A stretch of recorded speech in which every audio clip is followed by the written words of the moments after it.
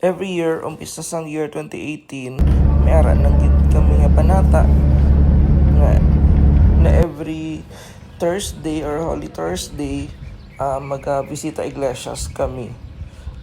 Actually, nag-start kami nga 14 gid ka churches ang amon nga ginalibot. So, one station equals to one church.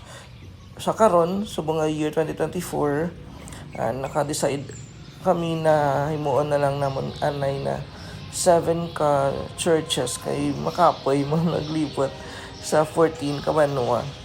So, ang una namon nga stop is ang Santo Niño Church diri sa Santo Niño South, Cotabato. So, amo ni ang iya nga sulod sang simbahan.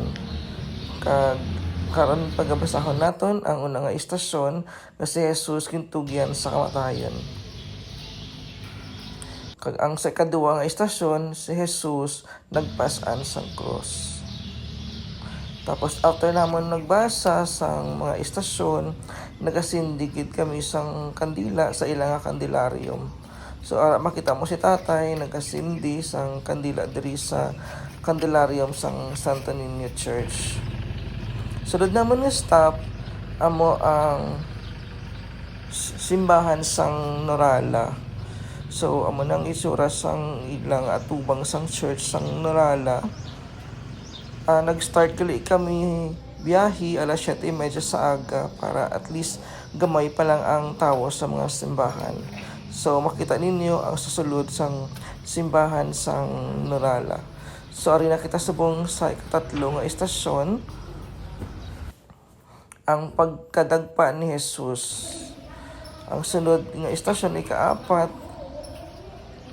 amo ang pagsugtanay ni Jesus sa iya iloy. After sina, nagkabisita liwat kami sa ilang kandilaryum, upod na mo nara si nanay, kag si Letlet ang iyang yaya. Kag amon upod-upod sa balay. Sunod, nagabiyahe na kami padulong sa amon na nga ikatatlong simbahan. Magkakanto kami sa Tacorong. So, sadto namon nga mga bisita iglesias, dito kami sa syudad gid nga simbahan. Sa karon diri kami sa Pedro Calungsod nga simbahan.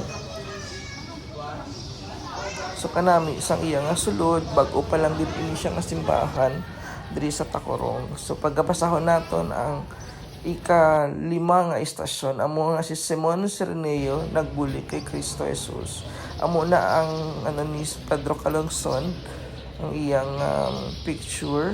Ang masunod amo ang pagbasa naman naton sang ika-6 na istasyon nga si Veronica nagpahid sa guya ni Kristo. Kanami isang kandelaryum sang Pedro Calungsod kay nakabutang gid ang mga palangadion sang depende sa color sa kandila kag kung ano imo nga ginapangayo nga pagampo sa kay Kristo. Pagkatapos sa Tacorong, nagdiretso na kami sa Tantangan para basahon ng ika-7 kag ang ika-8 nga istasyon. Sa amon yang sa sulod sang simbahan sang Tantangan, wala ginako nakuan sang picture sa atubang nga kagaina pagsulod namon. So amon ni subang itsura niya sang pagkat namon sa ilang kandelaryum. St. Joseph the Worker ata ang pangalan sang simbahan sang Tantangan. Sunod, ang next namon nga stop amo ang Coronadal sa Katedral. So pagkabasahon na namon ang ika-9 kag ika-10 nga istasyon diri sa Katedral sang Coronadal.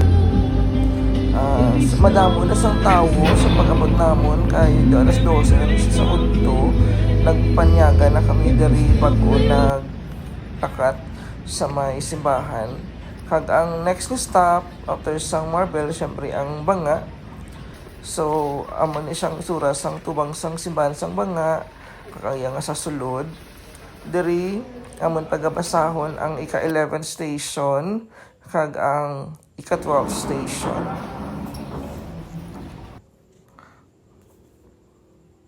So mayara kami nga tawag sina ginabasa sa kada istasyon, kag mayara sang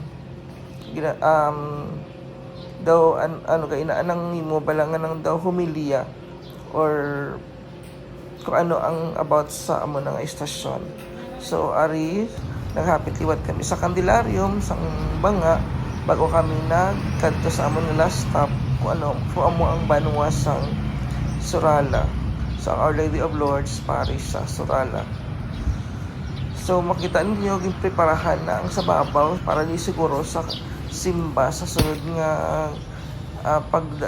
pagtawag sila sang pagkabanhaw, kay nakita ko mayara sang anghel nga manaog sa halin sa langit sa iya pagkabanhaw. So diri namon pagabasahon sa simbahan sang sang Surala ang 13 kag 14 station. Kag amo man ang pinali or last nga pangamuyo. So natapos na gid namon ang 14 ka istasyon sa sining tuig 2024.